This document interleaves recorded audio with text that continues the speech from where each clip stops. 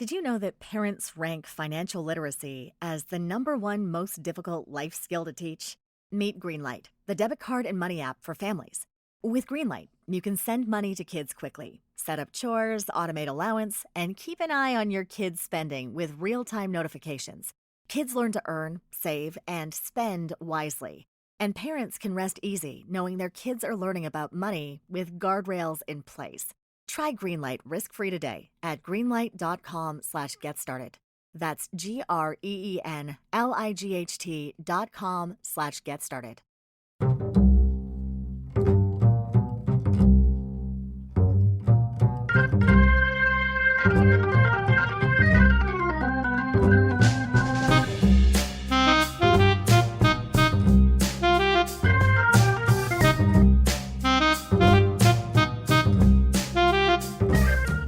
Hello and welcome to Citation Needed, the podcast where we choose a subject, read a single article about it on Wikipedia, and pretend we're experts. Because this is the internet, and that's how it works now. I'm Eli Bosnick, and I'll be sailing the ship this evening. But I'll need podcast hosts 2x2 to help me. First up, two guys who knew the dinosaurs who got left behind, Noah and Cecil. Yeah, we've been looking for a way to break this to you listeners, but I'm actually that Noah. Yeah. And I'm actually that Cecil the seasick sea serpent. Yeah. Was teeny, long time ago. And also joining us tonight, the two guys who definitely would have eaten the unicorn, Heath and Tom. The horn marrow was so good. Shot of bourbon right down it. Come on. The unicorn was just okay. I mean, I would eat it again, but not like first again. Sure. Yeah. Gamey. Yeah. Before we begin tonight, I'd like to take a moment to thank our patrons. Patrons, Glitter. the subject Rainbows of this don't week's taste show. like you think. You know? Whole thing tastes like Skittles. You know? Before we begin tonight, I'd like to take a moment to thank our patrons. Patrons, the subject of this week's show has stolen hundreds of millions of dollars from the American taxpayer, depending on how you count it. And we pay our taxes. So if you'd like to support us the way we've technically supported you, be sure to stick around till the end of the show. You'll get pre-show shenanigans and access to our patron-only bonus episodes, which include readings of My Immortal, articles on blackbelt.com, and so much more. And with that out of the way, tell us, Heath, on this most glorious day, what person, place, thing, concept, phenomenon, or event will we be talking about at last? You said today. Okay. No, you switched it. You switched it so it wouldn't be today again. Nice job at the last second. We're going to be talking about the Ark Encounter theme park in Williamstown, Kentucky. Oh, indeed we are. And Noah, sometimes we go looking for subjects, and sometimes subjects come a-looking for us. You ready to hit this ball off the tee or what? Yeah, to be clear, in this instance, I glanced at the Wikipedia article here and there for dates and dollar amounts, but this was the first essay that I essentially just wrote from memory. Right, exactly. Until you get your own Wikipedia article, you have not found an easier subject. Our job for like 10 plus years has been like basically talking about stupid shit. That's it. Yeah. So, what is the Ark Encounter theme park in Williamstown, Kentucky?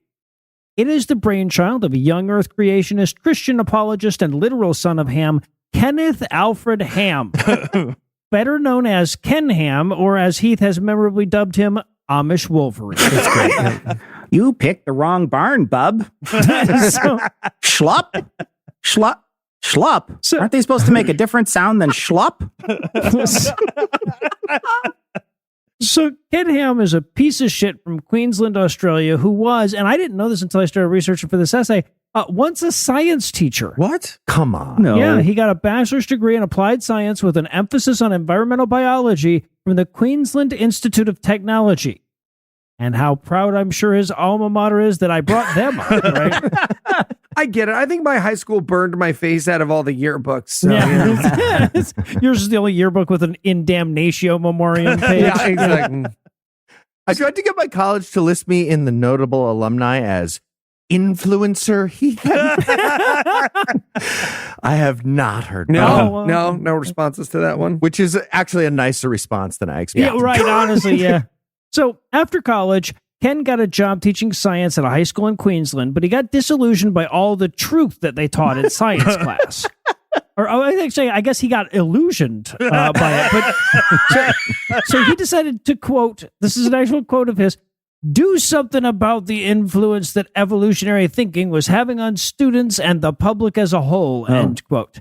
So he resigned his teaching position in 1979 and started doing the exact opposite.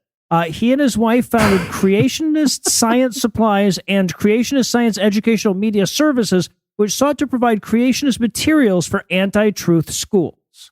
Okay, what the fuck would that be? The supplies, like evolution charts with just the same guy 4 times? What are you talking about? That backstory implies that he somehow made it all the way through a teaching degree without running into evolution. I mean, I made it all the way through a teaching degree, Eli. You know what? Fair point, Tom. Retract. All right, so now a quick word on what we mean by creationism here, and specifically young Earth creationism.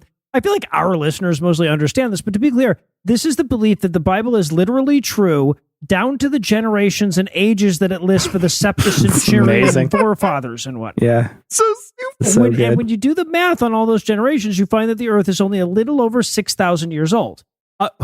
Or 9,000, depending on who you ask, because it's literally impossible for such a contradictory book to be correct. Might be 9,000, you son of a bitch. Right. They get so angry. But that's what they believe, and in pursuit of that belief, they construct a whole bunch of pseudoscience that defends their position. I mean, you could make the argument that 9,000 years is less wrong than 6,000, but it's like a drop in the ocean kind of ratio. Right, here. Exactly, yeah. Now, of course, many of the most observable proofs of the Bible's prolific errancy comes from 2 fields of science, evolution and geology. Now, evolution is their main enemy, right? That's their boss fight, and they have truckloads of nonsense apologetics to combat that easily observable phenomenon. But when it comes to geological questions, they basically just have the one. The flood did it. Pretty much every question about how rock layers formed and how fossils formed and how mountains rose and continents drifted all gets swept away with Genesis chapters 6 through 9. Right, but it doesn't get swept away. The geological record doesn't indicate a flood of the entire world. Flood is just a word they can say next when they're talking about it. It's like when somebody makes up fake science and you call them out, you're like, that's made up. And they're like, yeah, but it's quantum. Right, yeah. Like, okay, you said a word next. That's nothing, though.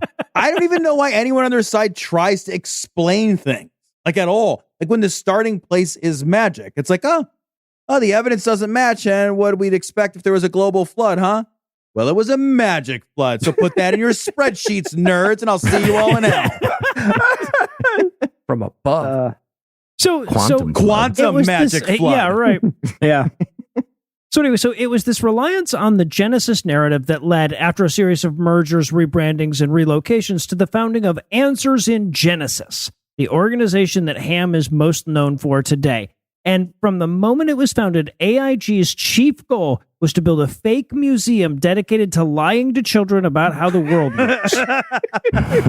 AIG was founded in 1997, and it would take a full 10 years before they would see that dream realized with the 75,000 square foot Creation Museum in Petersburg, Kentucky in 2007. I like that they pick and choose the answers from Genesis. You're not getting the answer to how to make an internal combustion engine from Genesis. No, the Bernoulli's principle. You're getting how big a fucking ark was. That's what you're getting. Hey, any answers in there about ethics at all? I said 300 cubits is the answer I have. Hands down. Now, it's worth noting here that along the way, the coalition of organizers Ham was heading up fell apart. The disputes aren't particularly interesting, but in 2005, the AIG Confederation split up. Oh, that was just so they could go 2 by 2. No. But in the same year that the $27 million museum opened, Creationist Ministries International, which had been part of that coalition, sued Ham and AIG for deceptive conduct in their business dealings. That suit would later be settled out of court in 2009, but it's worth flagging early on that Ken Ham earned his reputation for shady business dealings early. How do you do free money for lying wrong? You're Ken fucking Ham. Right, That's yeah. how. Yeah. Now, so I've never been to the Creation Museum, but Eli has made me watch documentaries that are just people walking around So in it. good. It's true, multiple. So worth going. Yep. They're so sad. And it's actually There's like, so many jazz scooters. So it's not many. bad. Yeah, There's so many. You've never, you It's can't pretty much fathom just- it. It's all ramps too inside. yep. Now, it's actually a pretty substantial place. If you don't have a clear idea in your head of like how big 75,000 square feet is, that'd be about twice the size of the average grocery store. Yeah, or about 33,333 square cubits. If that's helpful at all. Which Depends it on is how you not. measure, but yeah. Yeah. So it boasts a special effects theater, whatever the fuck that is, a planetarium, and an Not what you think. Allosaurus skeleton with such a sordid backstory that could practically have its own fucking citation needed episode. Right? The story involves a sham documentary, a possible theft, an alleged effort at tax evasion, and Donald Trump's former chief of staff, Mark Meadows. What? Okay, but there's no way that sham documentary was made by a literal pedophile, right? It's not that also, to make it worse. Okay, at the Creation Museum Planetarium, do they just project the word firmament ? Above your heads, and you stare at it till you get bored and leave? Is that what they do? Yeah, I think it might be. So the Creation Museum was, of course, controversial as all hell from the minute it opened. Its literal stated goal is to deceive children and leave them less informed going out than coming in. But that didn't stop public schools in Kentucky from taking classes there on field trips. And that practice apparently went on under the radar of watchdog groups for nearly a decade. It was only in 2016 that the Freedom from Religion Foundation found out about it and put a stop to it. To everyone that was going to say they weren't going to learn anything in Kentucky anyway, I want to point out that that might be true, but they were actively teaching them the wrong thing here. Right, this is Exactly. negative Yeah, learning. this is Yeah, exactly right, negative. Thank you. Yeah, but 2 grocery stores worth of bullshit about evolution wasn't enough for Ken Ham. He dreamed of more. He dreamed of a life-size replica of Noah's Ark. Because apparently he thought that seeing how seaworthy such a thing obviously wasn't was going to help his cause. Yeah, his first idea was a mountain god made that he couldn't move, but George Orwell kept jumping through a time loop and strangling him. So, Yeah, right. you know. No, he'll do that to you. Now, it should surprise nobody that the guy whose whole thing is pretending that we've known the secrets of the universe for the last 2,000 years had not come up with an original idea. There have been plenty of other attempts at a replica in the past, and a couple of them were even successful.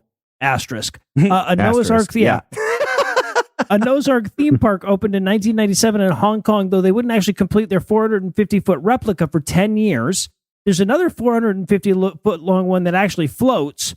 Asterisk, right? It Asterisk. sits on a thing that floats anyway. Yeah. That's not the Johan's same Ark- at all. No, it's No. not. No, yeah, his would I do mean, a that too safe if you will put a float boat if you under put it. it on a boat. Yeah. Yeah, that's- Exactly. So this I is float. I'm not a boat. So yes, this is Johan's Ark. It's based out of the Netherlands, and though it is no more seaworthy than Ken Ham's monstrosity, it is sitting on 25 lashed together barges so that it can exist on water at least. There's also a half-scale model the dude who built that one made before, and a 2/3 scale model in New Brunswick. Okay, this is the best. They tried to launch Johan's Ark out of a port in the Netherlands and immediately smashed into a bunch of other boats. Huge accident, really bad. Sorry, smashed into boats. I shouldn't say other boats because Johan's Ark is not a boat, much like I am not a boat. And I mean that officially, like in the legal sense, not a boat. At one point, they docked in Ipswich, England, and they got stuck there when the local government refused to let them leave because, yeah, it's technically not even a boat. It's just a wooden box, a giant wooden box that can't even go anywhere without being towed. So the Ark thing, Johan's Ark, got impounded and it rang up a bunch of parking tickets while the idiots who made it refused to pay for very basic safety equipment. It's the best. What do you mean, give it to the dove? No, man, you take the ticket. You take. I'm not giving it to the dove. All right, so regardless of the fact that it was a bad idea to begin with and other people had already done it, Ham plowed ahead with his passion project. In December of 2010, Answers in Genesis and a new for-profit corporation called Ark Encounters LLC announced that they intended to build a theme park called Ark Encounter that would, in their words, quote, lend credence to the biblical account of a catastrophic flood and to dispel doubts that Noah could have fit 2 of every kind of animal onto a 500-foot long ark, end quote. They estimated that the project would cost about $150 million. Okay, look, That credence got repoed, by the way. We'll get to it. look. I know mission statements are always aspirational, but last I checked, grocery stores don't contain one of every animal. So I think a boat twice that size might not do the trick. Yeah, no, I'm sorry, but tell me again how spending $150 million to hire teams and teams of people to use heavy equipment and modern tools and get their materials from a global supply chain will lend credence to the idea that once one guy did the same thing by himself in his backyard with a mallet and chisel. Well, he had his sons help. This is quantum. Oh, he had I forgot. Who was rounding up the animals? Like, who did that work? They rounded Feels like a themselves lot. up. Feels like a lot. So they intended to raise the money privately, but they intended to recoup a bunch of it publicly. Like, for example, they intended to use a tax incentive program that the state of Kentucky had for tourist attractions that would cover 25% of the cost if they met certain attendance goals after it was built.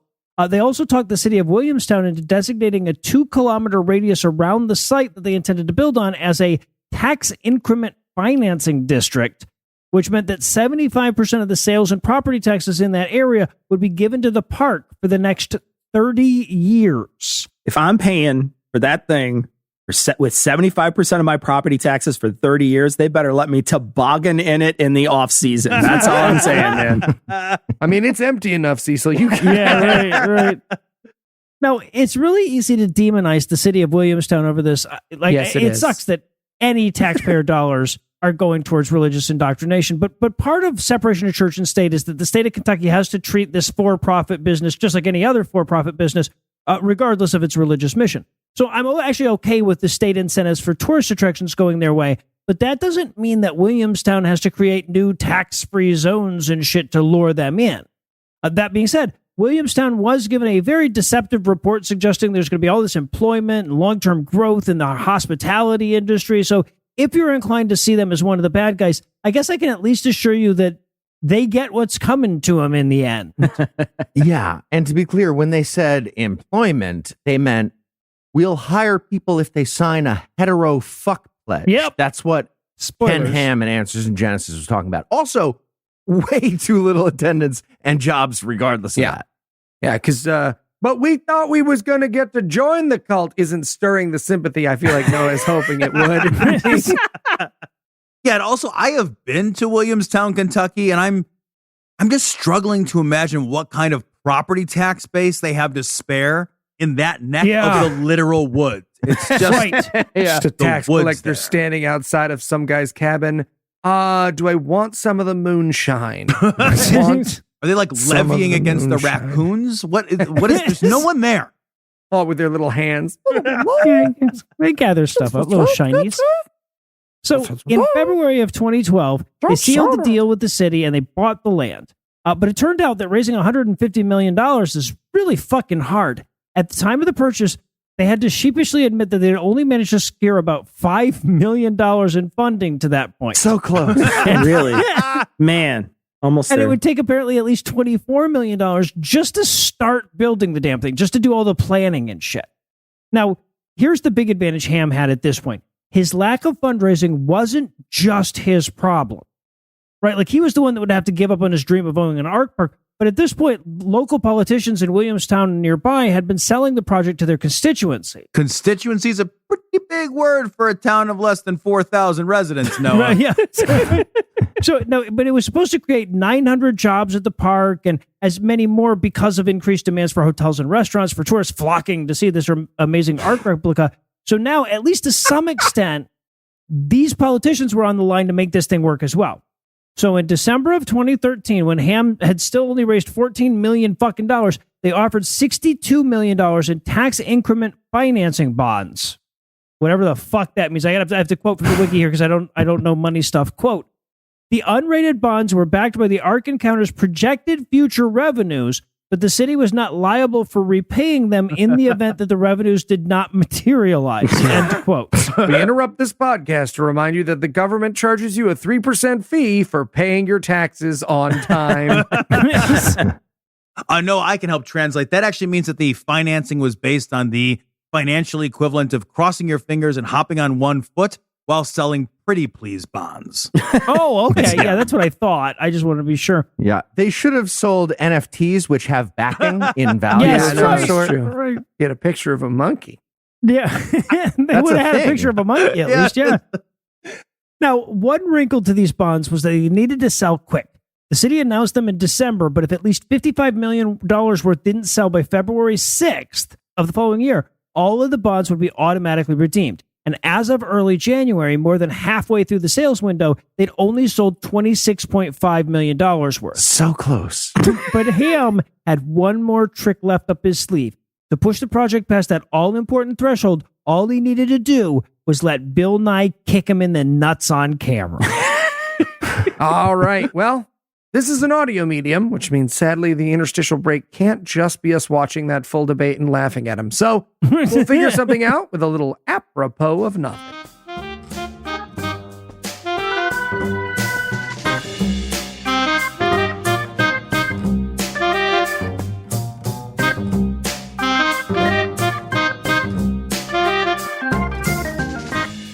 Plus, it's a stick, which is just like a carrot. Dude, what are you talking about? Hey, guys, what's up? Eli thinks bacon is a vegetable? Okay, that's definitely not true. Yeah, that sounds wrong. Thank you. But it comes in a strip, just like fruit by the foot. I don't know. He does have a point there. Nope, no, he doesn't. He does not have a point. Okay. You know what? We'll settle this officially. Let's have a debate about it. Dude, what? Yeah, we'll do like an Oxford-style debate. I'll be bacon is a vegetable, and then you can be like against my position. That sounds good. No, it's not good. He's just wrong. You should just stop being wrong. We shouldn't do a debate. If I'm wrong, you should debate me and prove it. He's got you there, Heath. He does not have me Thinker. there. He does not have me anywhere. Look, debate is a terrible way to know stuff. It literally just takes an idea that's wrong, gives it, by definition, equal footing at the beginning, and then treats it more seriously than it deserves. Ideas are not like a dim sum cart that people get to choose from. We have to trust experts, and we have to expect those experts to be self-correcting. That's how we know true things in like real reality. It sounds to me like you're afraid bacon is a vegetable. Thank you. I was going to say that. Thank you. I hate it so much here. Can I have the bacon?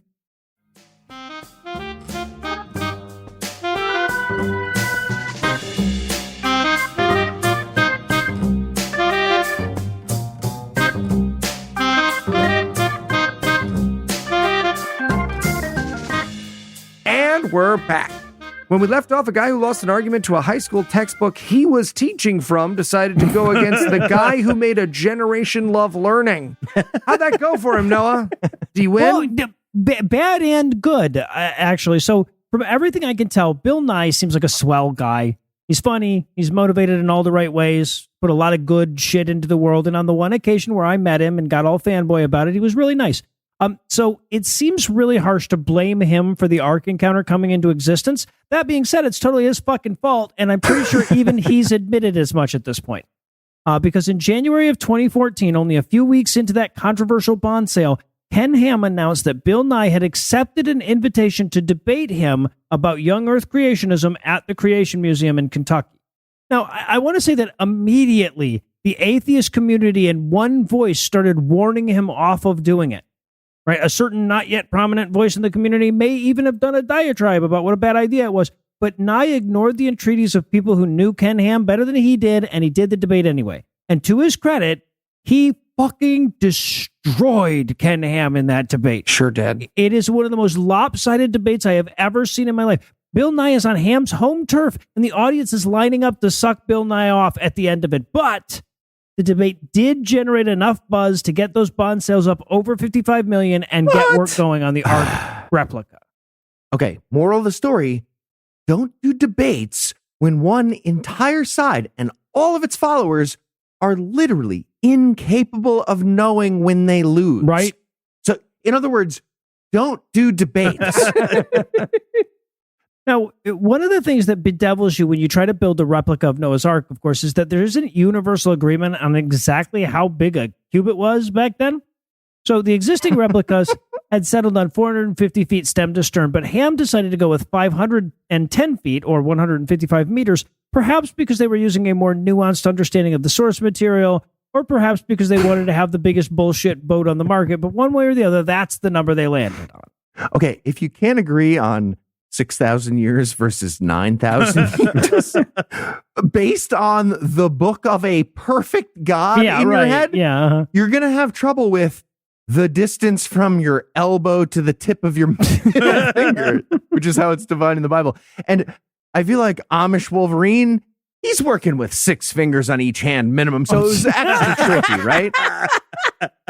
So meanwhile, the city of Williamstown is busy spending ungodly sums of money improving roads to and from this new attraction. First, they spent $1.15 million on road improvements, and then an additional $9 million improving the off-ramp from nearby Interstate 75. Meanwhile, Ham's consortium... That must have been a terrible fucking off-ramp when they started. Yeah, right. Yeah, no shit. So Ham's consortium filed a new application, though, asking for even more tax incentives, now that it was too late for them to back out, along with a new feasibility study that promised even more visitors, jobs, and ancillary revenues. Okay, but hear me out. If you give us infinity dollars, we become the economy and we've technically created all the jobs. Right, yeah. So they broke ground on the park's main attraction in February of 2015, and over 1,000 craftsmen would ultimately contribute to its construction. Which makes the already implausible story of an old man and his family building it in the Bronze Age all the more credible, apparently. Oh my sons. Yeah. Now, Thousand the original plan was to build it Bronze Age style, using only wooden pegs to hold shit together. But it turns out you can't put a bunch of kids in an experimentally designed 510-foot long, 85-foot wide, 5-story wooden structure. So ultimately, they agreed to follow building codes and not get shut the fuck down. No, Ken, we can't build it that way. We also think it's a health code violation to fill it to the top with manure every 4 hours. We don't care how realistic that is, okay? This Ken Ham walking away grumbling.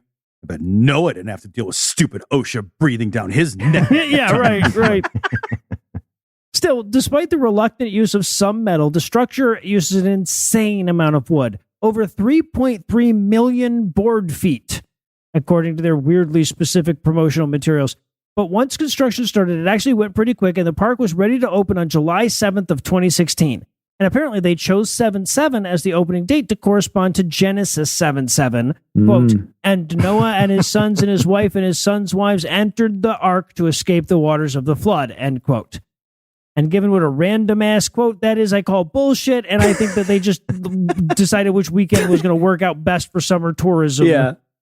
Yeah. Also, if they opened on July 4th, the verse would have been, hey, Noah, I'm going to genocide every single living thing, love God. So, not as fun for the press. Yeah, probably not. Did on July 4th. Incidentally, by the way, 7/7 would also be the date that the tri-state freethinkers would use to protest the park's existence every year thereafter. I point that out because the local advertising companies wouldn't let them promote it on billboards, so it seems like this publicity is the least I can do. Right. Every year we remind people that they were robbed of $25 million by a guy who still doesn't pay taxes, and they think we're the assholes. Yeah, they do. They do. And of course, I should emphasize here that atheist groups have all kinds of great reasons to protest the existence of this park. As much as Ken Ham loves to sell it as just our blind fury against all things Christian, they did a lot to earn our ire in this instance. Like, for example, as Heath already brought up, they have a Christians-only hiring policy, despite being a company that receives taxpayer funds in the form of all those tax incentives. And not only do you have to profess Christianity to work there, but you have to agree with their form of Christianity, which includes opposition to same-sex marriage. You even have to bring a recommendation from your pastor attesting to your Christianness to apply to work so there. Stupid. Can you just show them the fondle marks, or do you need a real note? Yeah, see, so you can check them out on their OnlyFans, the Ark Park Casting Couch. Yeah, right. Now, to their credit, Is this held together with pegs? Now, to their credit, when it came out that they were discriminating, the state of Kentucky did try to withdraw the incentives, but in one of the more perverse no URs I've ever seen in my life, Ham filed a religious discrimination suit against the state in defense of his religious discrimination. And then fucking Kentucky voters threw out the Democratic governor they had at the time, and the Christian nationalist they replaced him with gave all the ill-gotten gains back. Now, to be fair, Ken Ham promised them jobs, not good ones that acknowledge your gay dads are people, right? Read the copy, everybody. Right, yeah. So what awaits you at the Ark Encounter theme park? A really big boat that can't actually boat and not much else. Admittedly, I'm hardly the most qualified person on this cast to answer that question, but even on the exhibit section of their website, they are so desperate to pretend that there's $60 a head worth of shit in there that they list the Ark's interior and exterior as separate attractions. Come on. What's more, those are the only attractions listed.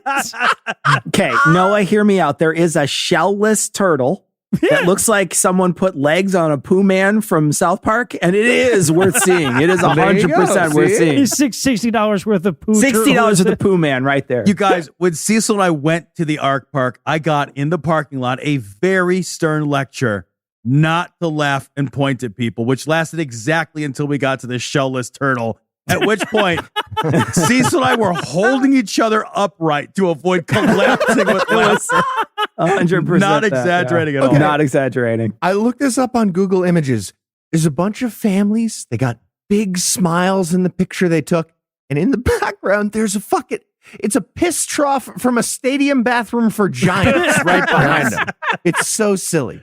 So I looked at the most recent maps online and I fleshed out the experience for you a little. So here's what you get for your $60 an adult and $32 a kid. You get the big fake boat. You get the Ararat Zoo, which includes an animal show. So there's that. There's a buffet, a gift shop, the Free Fall Tower, which is all towers if you're careless enough, I guess, a virtual reality theater, a carousel, and of course, zip lines. Which you have to pay extra for. Okay. The only thing worse than an Ark Park attendee is an Ark Park attendee who zip lines. I hope it ends in a vat of acid. That's where it should Hey, end. what? Don't. It's ask my dark and mysterious backstory, Tom. Now, it's probably worth noting that the promised economic boom for Williamstown never materialized. In the 8 years that the park's been open, there's been no noticeable growth in the hospitality sector of the town because there's not enough in the park to make anyone want to stay for more than a day. Right? So if people are coming from a long ways away, they're generally staying in nearby Cincinnati, which has the advantage of not sucking. Except they're chilly. Yes. Except they're chilly, which is an abomination. Thank you, Eli. It's so It is. bad. It really is. It's the It's a worst thing national ever. shame. Nobody, It is a national shame. nobody should eat that. And they talk about it proudly. It's Right. insane. They're like right Yeah, now, no. they're getting mad. Yeah. It's like you. And they're like, you oh, know. no, you got to go to Gomamos. And No, you're like, no. No. Yeah, no. I don't have to go No. there. It's disgusting. Because you don't have a So- gun. That's why I don't have to go there. So, but here's the thing. It's not just that Williamstown didn't see a bunch of new restaurants and hotels and stuff like that and a bunch of new tax revenue. The burden that the park has placed on the city's emergency services, combined with the generous tax incentives that they're locked into for another 2 fucking decades, has actually impoverished the area. All for a few hundred Jesus jobs that Christ. most people in the fucking city aren't Christian enough to get. To be fair, Noah, impoverishing Kentuckians is the state sport of their politicians Yeah. since forever. I'm sure they're very much used to it. They didn't even notice. Yeah. Okay, so you know how we always talk about starting a wild, wild country? If we started a wild, wild country in Williamstown, Kentucky, could we take away their tax incentives? Oh, we're totally We like poisoning that. repossess their ark. Salad Oh bar. my God. Right? Trick Mitch McConnell into coming and do there whatever you we're go. allowed Yeah, to yeah. say Have right a now. chill, yeah. cool time with him. Hang out. Shellless turtle. His weird So, dead hand. but this financial burden eventually led to the city creating a new tax for tourist attractions. And Ham, who had until then sold himself as this benevolent patriarch of the local community, fought like hell to get out of it. This fight included an embarrassing moment where he actually tried to sell the park to himself for $1 so that it could be classified as a church instead of a for-profit business. But that didn't work, and it just made him look even stupider than spending 9 figures to build a boat that can't float in a landlocked state already had.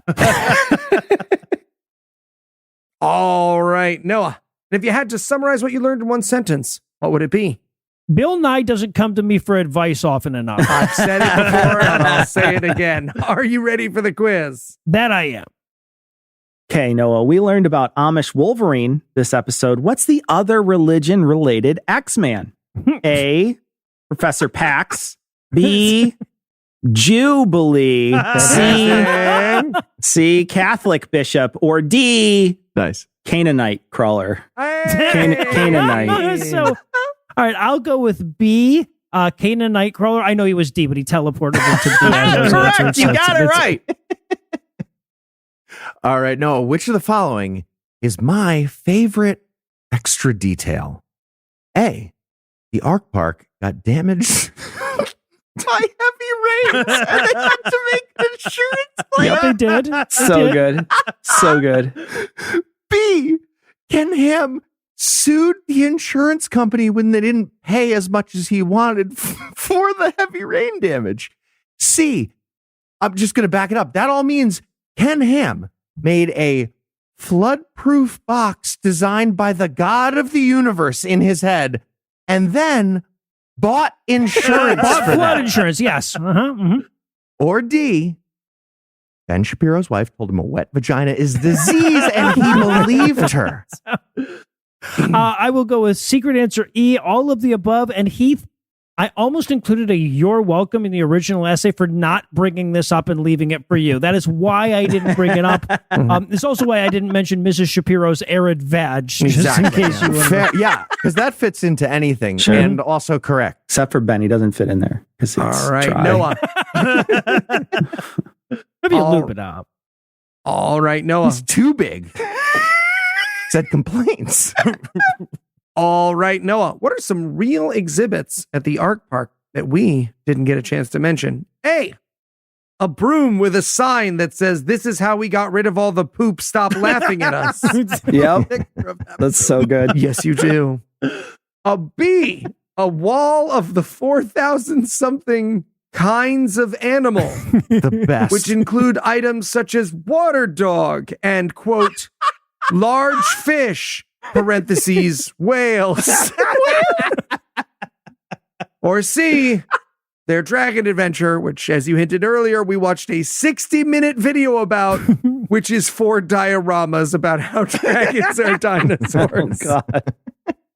All right, Eli, the fact that you did not add a D here is just purely so you cannot tell me that there was not a fourth one There's that a you lot could have of, there's a gone with. lot there. Yeah, that's fair. So, but I'm going to go with C, the dragon one. Yep, that is correct. All right. Or the like 8,000 jazz scooters that form into Voltron Yeah, right. when they park them. My favorite part was the Pretty one cool. wall that just says, "and then they all die." It's like my favorite part. All right, Noah, there is definitely not enough Bible story theme parks. What other Bible stories would make for great, wholesome family fun? A, how about one starring the story of Lot offering up his daughters to be raped? Or B, the story of Abraham almost, but not quite, murdering his own son? Or C, the one where Job is used as a pawn in a bet between God and Satan? Or D, the fever dream violent apocalypse of Revelation?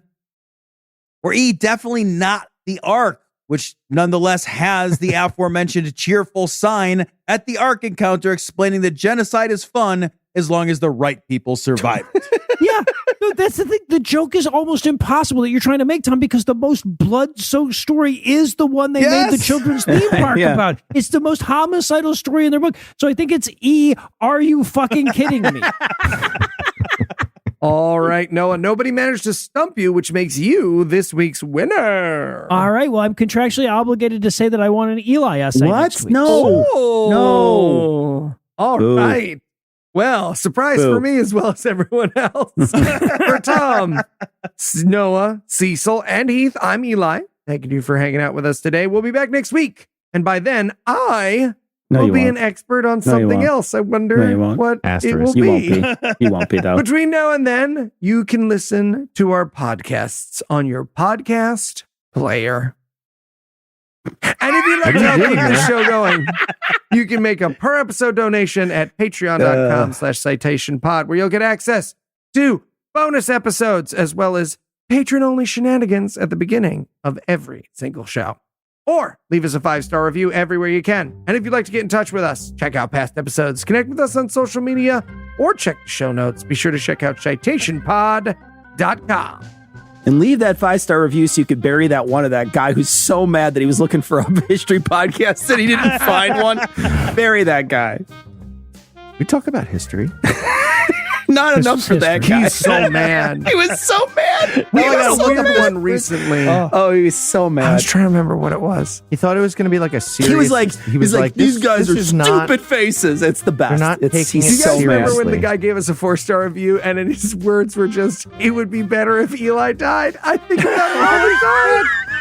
I think about it all the time because it's so true. And he also gave us 4 stars because he likes you guys. I mean, it's like mathematically Yes, fair it's if that's so his actual good. opinion. Yeah. Like, I disagree, but, like, that's So the right good. number if that's what you think. Yeah.